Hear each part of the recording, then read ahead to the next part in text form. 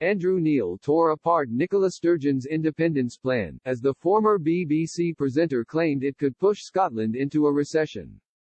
Support for Scottish independence continues to grow, according to polling, after 20 consecutive surveys found a yes vote would come out on top. This has coincided with the Scottish National Party (SNP) looking poised for a dominant display in the year's Holyrood elections.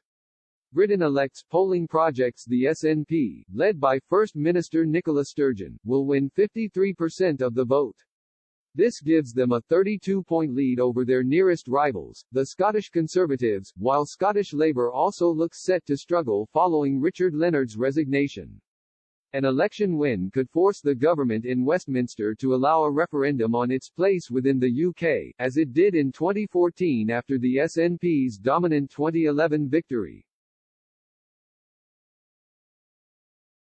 But as Mr. Neil highlighted before the 2017 general election, Ms. Sturgeon's independence plan has been the subject of heated debate due to its potential economic impacts.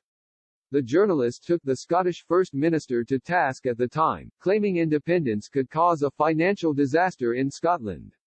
Mr. Neil said, "The Scottish economy is now growing at less than a quarter of the pace of the UK economy, it could be on the brink of recession. Don't you think that you should end your obsession with independence and start generating some growth in Scotland?" Ms. Sturgeon responded by pinning Scotland's economic challenges on the decline of oil prices.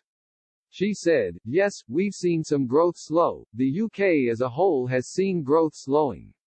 We've also had the issues with North Sea oil and gas, which has fed through the Scottish supply chain." The SNP offered its economic projections in 2013, based on Scottish government models, which suggested oil prices would be broadly stable for at least 2 years. However, the price of crude oil plunged in the second half of 2014, as the independence referendum reached its climax, nearly halving from £86 per barrel in June of that year to £43 in December.